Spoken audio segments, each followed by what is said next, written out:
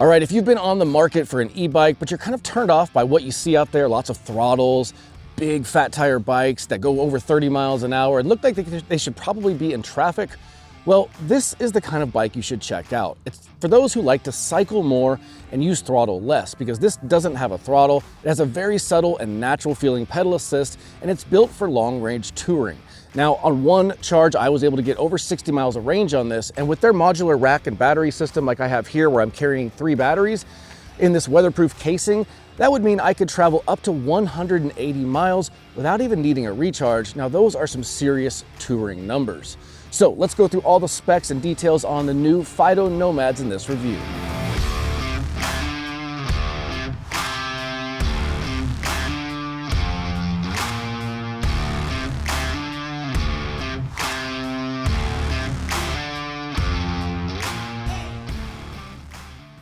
All right, guys, so let's talk about some of the basics of the Fiido Nomads, because this is kind of a unique bike we don't see come up too often in the e-bike market. We see a lot of the same similar designs of fat tires and trikes, but this is kind of its own unique touring style e-bike with some pretty cool features.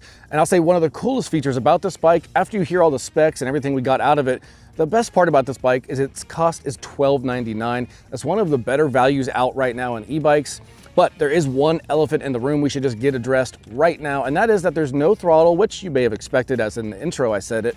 But this bike is capped in speed at roughly 16 miles an hour. I think it's technically 15.5, which is more of a European standard, but I saw about 16 bump up into 16 every now and then. But essentially, that is where your speed is going to be. It's a true class 1. You're not going to go over 20, you're not going to go to 28, and there's no throttle. But if you get on your analog bike at home right now and do a pretty decent pedaling cadence, you'll see you kind of cruise around at about 15 miles an hour. So it's not like it's an unusable speed. It's just not going to be built for those of you who want your e-bike to double as a moped commuting to work, because it's not that style of the e-bike. Now, with that said, let's talk about some other numbers. This bike weighs at 55 pounds, or at least they advertise it at 55 pounds. When I threw it up on the scale, it came in right at 55 pounds. So it was nice to see that they were kind of dead on with those numbers. All right, in terms of frame sizing and colors, so this color is the only color option. It's kind of a matte white. I'm sure my wife would say it's a matte off-white or matte some fancy term, but it's basically, in my opinion, a matte white or slightly a off-white tan, maybe a light tan color. But it is the only color option available, and it does come in 2 frame sizes.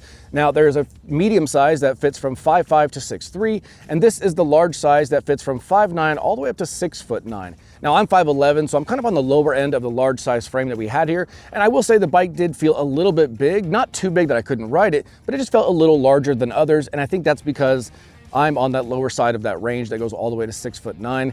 And I think if you're around 5'10", it'd probably be even better to go with something like a medium, or if you're 5'9", definitely a medium. But at 5'11", I found the bike to fit me good, just felt a little bit big under me. But the good news is, if you are 6'3", 6'4", 6'5", and up, this has accommodations all the way up to 6'9". Now, some geometry numbers for this frame. They went for kind of an XC or a cross-country style mountain bike here. We've got a hardtail setup, a front suspension fork.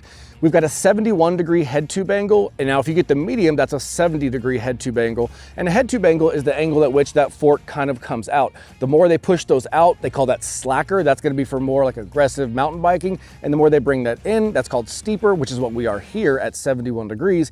It's going to be more responsive, better handling, more of a get around and do a little bit of everything bike, not really meant for downhill bombing like a true MTB. So this is more of a touring cross-country style mountain bike setup. Now, the geometry numbers on this, outside of that 71-degree head tube angle, you have about 31 inches of standover height over the top tube here in the center of it. You have a 19-inch reach up top, which is a fairly long reach because you are in kind of a mountain bike, more aggressive riding position. But I give you the caveat that you have a 40-degree adjustable stem up there, so you could bring that up to maybe 17 inches, a little bit closer, a little bit more upright, more comfortable, or you could slam it down all the way, kind of all the way 90 degrees down in front of you and be much more aggressive in your riding positions. Just more of like what's comfortable for you and what reach works for you better. You can adjust with that stem. Now, the wheelbase is 47 inches from front hub to rear hub, or vice versa, and you have about 7 inches of adjustability in the seat post. And then the max payload for this is going to be 264 pounds. So it's not going to be one of these ones that can accommodate riders up to 300, 400 pounds. This is a 265 pound total payload, so something to keep in mind when you are shopping based on your body weight and what kind of gear you want to take with you when you go do any kind of touring or bikepacking trips, because that's kind of ideally what this bike is really set up for, and I think where it really shines. Now, in terms of wheels, we got a true 29-inch wheel set. They are 29-inch alloy wheels, and they're wrapped in a 29 by 2.1 CST tire. It's kind of we're kind of bridging that gap at 2.1s where it's not quite mountain bike, but it's also more than a gravel bike. Gravel bikes tend to top out around that 50 mil or 2 inches, and then mountain bikes tend to start around 225, 2.3 and up. So this is kind of right in the middle of gravel and mountain biking, which is a nice, solid, quick rolling setup, but still rolls confidently with those big 29-inch tires. That larger circumference equals just more playful riding, more confident riding without feeling as many bumps and bangs as you go along. Now, in terms of lighting, racks, and fenders, we got pretty much everything we wanted here. So not only does it come with front and back fenders, it does come with a rear rack that's rated for 55 pounds. And this rear rack has a ton of accessories from Fiido, everything from child seats to extra bag carriers, to these really cool protected battery carriers. You can mount these on the sides, and then every battery you buy comes with, including the bike, comes with a battery storage case like this, and these are weatherproof, and these cages for them are really good at protecting. If I was to drop this bike or crash on my bike, the battery's not going to get banged. It's going to be felt in and absorbed by this kind of beefy aluminum construction that surrounds the battery. So tons of accessories and tons of ways to rig this out. And in theory, like I said in the intro, I got over 60 miles of range on one battery's charge. So if I ran a 3 battery setup like this and still had my bags, you know, a saddle bag, a handlebar bag, and then bags up top here, I could potentially go out for 180 miles of kind of touring, bikepacking, whatever you want to call it. Now, granted, you start going off road, you're going to use more of that battery juice. But either way, you can see that you've got a lot of potential to go a long way self-sufficiently in a package that looks nice and rides nice. It's a really good setup. Now, we also have front to back lighting, not only an adjustable angle LED headlight up front, but we also have tail lights and turn signals built into the rear chainstays that look very premium, look really nice, and they don't have any kind of flimsy attached lights that can be broken off. They are integrated into that chainstay and just engineered into the frame, so it's got a really nice premium look. Again, at $12.99, it just feels like a really solid deal. All right, guys, let's talk about power on the Fiido Nomads. So starting with the motor back here, it's a rear hub motor, but it's a very subtle and almost out of sight rear hub motor because it's only 250 watts and it pumps out 45 Newton meters of torque. Now, if you're a true diehard e-biker who's been riding e-bikes and ridden all of them, you know those are pretty low numbers. But again, this is the kind of e-bike that really appeals to the cycling purist out there. If you've been the kind of guy who cycles for many years and you love cycling, but you just want a little extra help every now and then and you don't want to rely on throttles, that's where this motor really comes in. It can give you that boost needed to get up a hill. It can give you that extra assistance to just push your distance out further. Maybe right now you can ride 35 miles on an analog bike before your body just gets a little taxed. Well, that might stretch this out to 65 miles. This is really going to give you a nice bump and assistance, almost like e-bikes were designed for, just to help you go further and a little bit easier than normal without doing all the work for you. And that's where this motor really shines. Now, again, no throttle up top, and it's all pedal assist. Now, the torque sensor on here, it is a torque sensor for this motor. It's made by MIVICE or MIVICE. I'm not quite sure on the technical name pronunciation. However, I've seen this brand a few times on the Ride One Up Roadster and some other bikes that have come through, and MIVICE just makes very smooth, subtle, very natural torque sensor feels that just feel like you're in better shape than you are. You don't feel like the bike is pushing you along. You don't feel it kick in and bump you along. It just feels like your pedaling effort is just doing more than it actually is.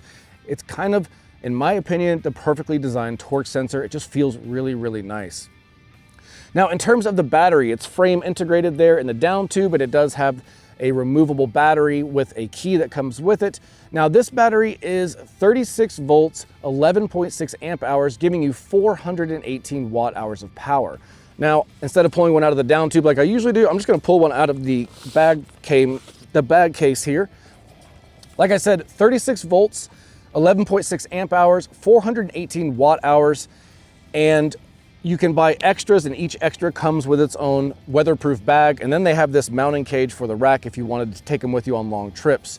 Now, in terms of range, they did their own in-house testing over at Fiido, and they came up with 43.9 miles on eco mode. So I expected to hit that when I went out. I ran it on eco mode myself, but I got 61 miles. So I got substantially more than they got. I don't weigh much less than their rider. Their rider was 187, I'm about 180, and we both rode basically flat courses, but I got a lot more mileage than they did, and I can only assume that will continue to be the case. That was pretty awesome numbers.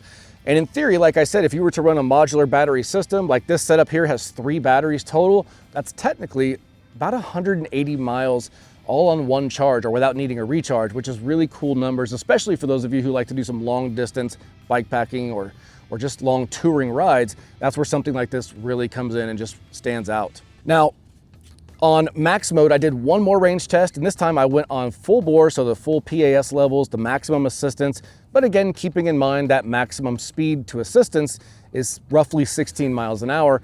And on that run, I got about 34 miles. So between 34 and 61 miles, I got really nice range numbers out of a bike that doesn't have a massive down tube, doesn't have a massive battery. This battery is only about 6 or 7 pounds. Just a nice, clean, light setup that can take you a really long way.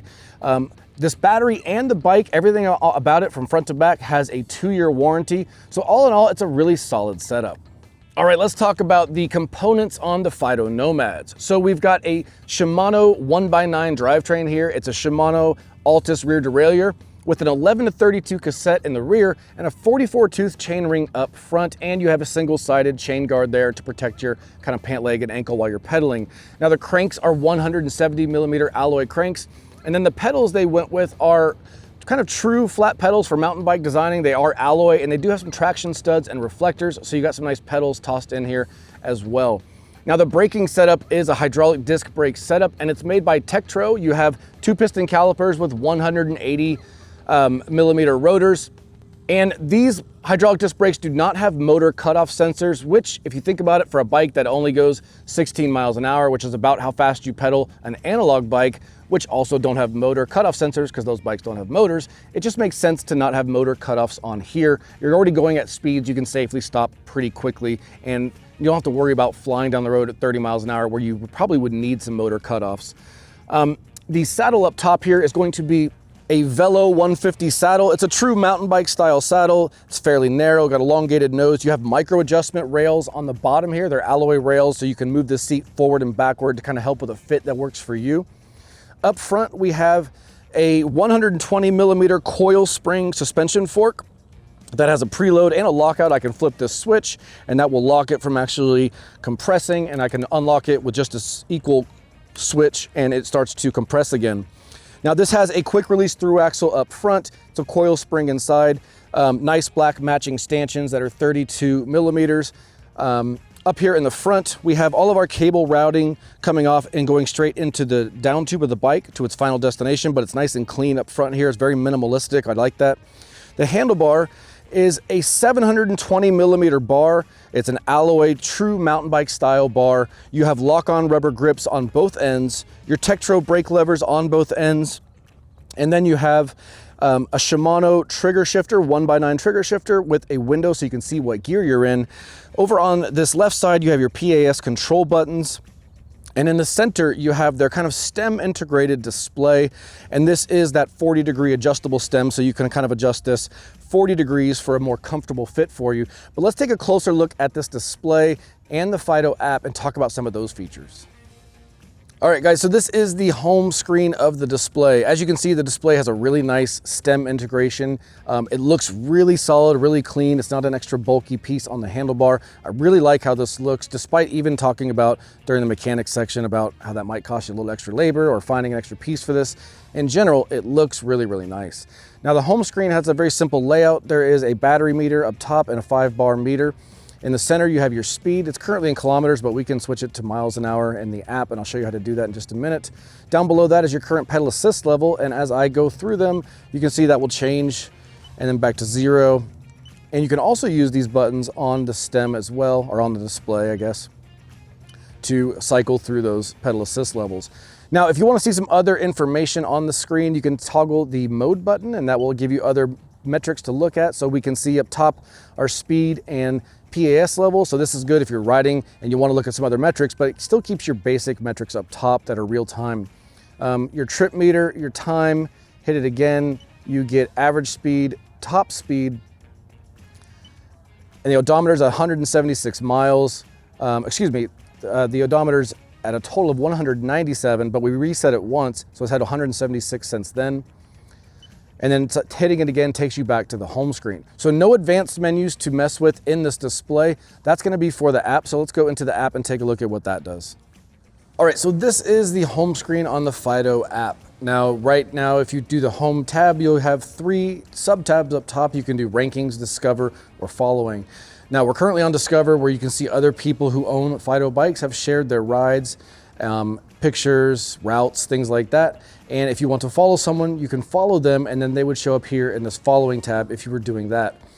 But I don't follow anyone on the app, so I don't have anybody loading there. Now, if we go over back to the left side, you can see rankings, and that just ranks everyone's rides based on the day, week, month, or all time for distance and speed and things like that. But let's go into the bike itself. So we'll take this bottom tab that says device list, and you'll see all of the paired Fiido bikes pop up. In this case, it's just this one. So we'll click it. And as you can see, we get a couple basic metric screen, almost like a dual display. Top left is going to be battery. The center is going to be speed, which is in kilometers per hour. And I'll show you how to change that to miles per hour here inside the app. The top left or top right is going to be the settings icon, which is where we'll change that. I'll show you that in just a second. Here you can slide this to lock the bike. You can turn on the headlights or turn off the headlights and go into your maps if you need to go into your maps. And then right here, if you hit this, this will start ride tracking, and you'll get metrics that show your ride data. So almost like a larger screen if you want. And if you tap the speedometer button up here, you can get even more metrics about mileage, duration, speeds, average speed, max speed, current speed, altitude, how much you've climbed, what gear, and then total route information. But we will go back here. And let's go into the settings tab, because that's where we can change settings like those kilometers to miles an hour. It populates a just standard stock picture of the bike. And it has here, you can bind the bike serial number to your account, which I don't do because I don't keep these bikes. So I just kind of use them while I have them. And then I make sure I don't do any permanent binding to the bike while I have it. This is going to be smart unlock, where you can pair smart watches to unlock it, including Fiido's own in-house watch that they sell, which looks a lot like an Apple iWatch. Or you can use, I believe, a regular smartwatch and has the same Bluetooth technology to unlock it. You can go into Bike Guard, which is the lock again. You can turn off and on sounds, change units here from miles per hour, to kilometers per hour. So if we go back, we'll see that now we're in miles an hour on the display and on the app. So we'll go back inside the settings, and then you have pedal assist modes. You can have it in 3 or 5 pedal assist modes, just depending on what you want. Debug mode is going to be if you have some issues going on and support's working with you. But I do know that if you hold debug mode, you'll see a new menu just pop up, and it says speedometer de-restriction on or off. I've tried this both on and off, and I know people in the Facebook groups have been able to get theirs unlocked to a higher speed. I just haven't had any luck with it on this specific bike. I don't know if it's because I was given a test bike. I really don't have any information on that, but I know that if you start looking for ways to unlock it, look around these areas in the future, but also check the Facebook groups, contact Fiido directly. There's a lot of chatter online about how to get these to go faster. I just didn't have any luck in my testing. And then down here, you can go to firmware version, and if you tap it, it'll just let you know you have the latest version. And if you back out, that takes you back to the kind of speedometer display screen and back to your device list, and then you can go into your account, just your personal account information right there, and then back to your home screen. So everything you need to kind of tweak the settings, the pedal assist modes, even potentially unlock speed restrictions in the future with that hidden menu. And other than that, the app has been smooth, and I've really not had any issues with it, and that wraps up everything you can do in the Fiido app. All right, guys, we're out here on the Fiido Nomads. And first thing you're gonna notice when you ride a bike like this is the frame's geometry and the riding position as the rider. So I feel like I'm kind of in a hybrid position. I'm not fully upright, kind of sitting up. It's not an upright and like very casual riding position where your hands are kind of like here. Instead, you're kind of leaning forward, not full on mountain bike, but you know, a nice hybrid position between like a mountain bike and a more upright city commuter. I'm currently using eco mode, and I swear it feels like the bike's not even on. Although I know it is because I'm getting a little bit of assistance on the pedals, but it's just so subtle. Again, it's just one of those bikes that makes you feel like you're in much better physical shape than you are, which is always a sign of a really good torque sensor. Now I can easily, so right now I'm going 14 miles an hour. I can slow down to a near stop. And then I'll kick on turbo mode. So we're 3 miles an hour, 4 miles an hour. All right, so let's just go. I can hear a little tiny bit of the motor, but not much. It still feels like I'm just pedaling a regular bike. But I can see that motor kick back at 16 miles an hour. I mean, that's really gonna be the only flaw I think a lot of people find in this bike. Because if you bump the speed up to 20, let alone over 20, even getting to 20 would be more of a natural. You know, when I ride my bike, my analog bike on the weekends, a couple spins of the cranks and I can be cruising at 18 to 20. I'd like to be able to do that here, and you can pedal beyond the assistance level, but it starts to feel like you're doing the extra work when you get going a little bit faster. The good news is, should you run out of juice on a bike like this, which it had great range numbers, so I don't think that's much of a problem,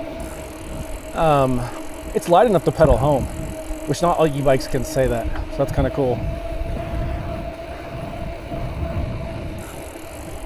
I've got both of the additional batteries in the rear rack right now, so I'm carrying that extra weight of 2 extra batteries and their thermal cases and kind of mounting cages.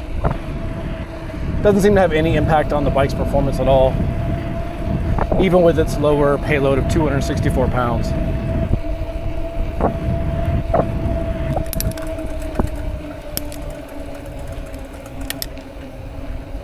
So it did really well on that little climb there. It's a short one, but it handled it fine. You know, 45 Newton meters of torque. Not a ton of power for hill climbing, but the bike is lighter in general. And I think for a city commuter or just to get around touring bike, for most people, it's not really going to be much of an issue at all. Now, if you live in an area with tons of hills, it may not be the bike to check out unless you like pedaling up those hills, because this is going to do some of the work, but it definitely is not going to do all the work on really steep hills. Let's go left here. Let's just cruise up this hill with turbo mode on. See what kind of work is required out of me.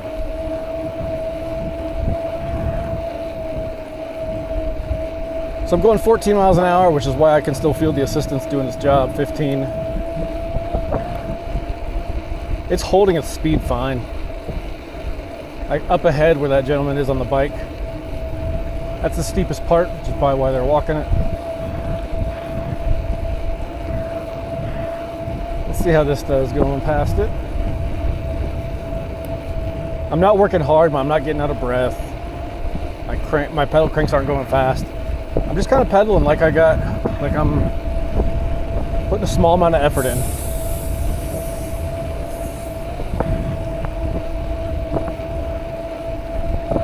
I can hear the motor a little bit now. It's essentially silent, but right now it's probably working the hardest.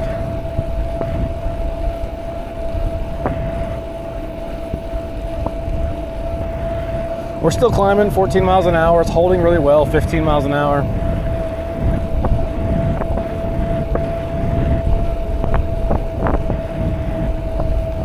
Let's turn into this neighborhood. I'll use the turn signals. You heard that little beep.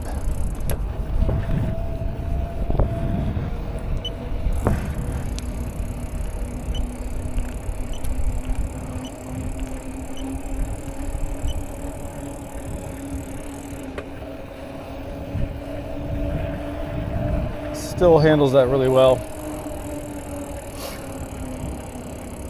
Let's get up to speed a little bit over 20 miles an hour and see how these brakes perform, although they've done really well the whole time I've used them so far. All right, so go left. Turn off that left turn signal. Keep going up to speed here a little bit. So right now we're going 19.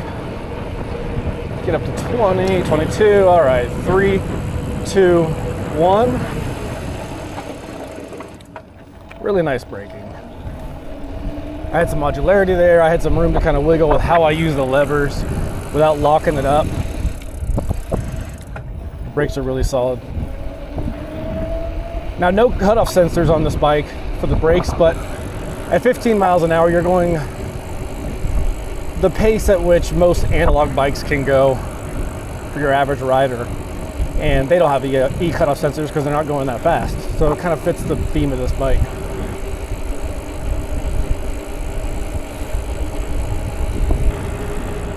I really like the range on this. 60 miles that I was able to get out of this setup. And then if I took the 2 other batteries like I have now, and they're in this kind of protected cage battery set right here, you know, you could really go on a ride. Even me at 180 pounds, I could pack another 60 pounds, well, maybe not 60 since I have the batteries, but another 40 pounds of gear. And in theory, I wouldn't get as much range, but based on my over 60 miles of a range test, if I had all 3 batteries, that in theory puts me at 180. But let's just take some of that off because we're adding extra weight for our gear. Even 120, 130 without a charge is pretty awesome. It's gonna be a really good bike for those who want to go out and just take a trip on a bike and have some extra help while they do it. It's really cool.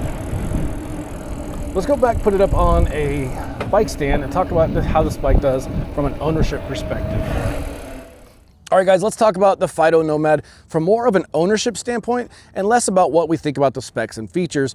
This is where I talk about things that may affect ownership, things you may not see on the website, things you may be not considering when you're looking at product pages and about to order, and then once you get it at home and you had it for a couple months, you're like, oh, I didn't realize this or that. That's what I try to cover here. So I'm gonna start with the things that I think are just kind of standouts that are good, and some things that I would say just keep an eye on, or at least just give you that FYI before you make any purchases. So first things first, the good on here, all Shimano 1x9 setups. So you have a Shimano Altus rear derailleur, a Shimano rear cassette 11-32, a 44 tooth chainring. All these drivetrain parts are going to be parts that are easily found at your local bike shop. No surprises getting service or maintenance done on them. Any mechanic in town can work on them. So nothing super unique or just hard to find that mechanics may have to research. This is all a very simple drivetrain setup with replaceable parts that can be found at your local shop. Now on top of that, that applies to the brakes as well. We have Tektro MD275. They're a very standard set of hydraulic disc brakes from a really reputable brand like Tektro. The 180 millimeter rotors, the 2-piston calipers, the levers, everything is very serviceable and easy to service from a local bike shop's perspective. These are all parts that they put on customers' bikes all the time. So no surprises there either, which is another really solid good thing. Now up front, we also have a through axle on the front fork with a quick release lever. That's gonna make taking that front wheel off and on a little bit easier, but on top of that, it's a nice, secure, thicker way to mount that wheel to the fork and have a nice, solid, tight connection rather than a more flimsy QR rod that goes in there. Now on top of that, let's talk about the stem and display up top. So this is something I really like the look of it. I love the way it's designed. It's a very sleek integration. I love the 40 degrees of adjustability. I got a lot of things I like about this, but I must also enter into the areas to keep an eye out for now because it's gonna start with that same area. Now, as good as that looks, as nice as it cleanly presents itself, that display is perfect the way it is. But if I was to crash, or if something was to need to be replaced, like maybe get a new stem that fit me better, who knows? If you have to change out any of those parts for any reason, whether they broke, repair, replace, upgrade, whatever you wanna name it, I don't think you're gonna be able to find that stem anywhere but through Fiido or maybe through eBay or some, you know, more obscure online retailer because it's a very unique style of stem. So what I would suggest doing is just maintaining contact with Fiido or maybe grabbing a spare one when you buy the bike, or just understanding that in the future, if I was to wreck that or need to replace that, it may be something where I have to get a different style stem and a different mount for the display. But again, those are kind of worst case scenarios if you were to crash and need to replace those things. It's just something I want to make you aware of because it's one of those things, if you took everything on this bike to a local bike shop, they're good with everything on here. They can fix, repair, replace, and upgrade. But when it comes to that stem and display, it's just a little more unique and hard to find from a bike shop's perspective. Now, on top of that, ownership and kind of longevity concern is the chain here has a a kind of a loose derailleur here, which is fine. It's pretty normal for a bike. But as you can hear, as you hit bumps, you're gonna slap that chainstay, and there's already lots of grease marks on it because I've been riding the bike, and so that chain is vibrating and tapping that chainstay. Now, at first that's no big deal, but over time, those rapid little hits against that metal are gonna kind of chew into the finish of the frame and ultimately down into the raw metal of the frame. Now, the good news is it's very easy to fix, and it's essentially extremely cheap. You can take, on Amazon, you can go and get a $5 to $7 kit that will give you a nice chainstay protection here. You can do something that's conspicuous, that's just a clear, thin piece of film that will protect it, or you can get one of the beefier mountain bike style rubber ones that kind of adhesive onto it, and those have tons of slap protection. So it's easy to fix. You can get that slap protection almost anywhere, whether it's Amazon or a bike shop, and that's gonna pay you back tenfold in protecting this frame. Other than that, that was really the only two small gripes I had, was just keeping in mind that stem is very unique, although I love the look of it. And then this just requires about a $5 to $10 part on your own just to protect that frame and keep it covered while you ride the bike. Other than that, again, I just enjoy this bike. It's fun to ride, and it's really well done as far as how it's put together and the products that they used. All right, guys, there you have it, the Fiido Nomads. I really enjoyed this bike, and I think at $12.99, it kind of feels like a really solid deal. Now, is it perfect? Nothing is perfect. I would like to see this go to 20 miles an hour. I don't need full-on 28 class 3. I don't need a throttle because I do genuinely like to just cycle, and I like that extra assistance. But even on my analog bike, I can pedal up to 18, 20 miles an hour and hold that for quite a long ways. So I'd like the ability to do that as well in this bike. But as you saw in the app walkthrough, this bike can get over-the-air updates, and it's very potential that in the future they do unlock more of an American version up to 20 miles an hour. However, that is completely speculation on my part and more of a wish list. So if you're watching there, Fiido, I would love to see this bumped up to 20 miles an hour, but everything else on it, I just really enjoy. I was able to get over 60 miles of range. It's got really nice torque sensor feel, tons of range in these batteries, lots of modular systems to add on the rear rack. Just a fun bike to pack up and get out there. And in theory, like I said, up to 180 miles without needing a recharge is really fun for an e-bike owner. Now, if there's questions about this that I missed and you want them answered, drop them in the comments and I will get that information for you so you have it. And until the next review comes out, guys, I'll see you out on the trail.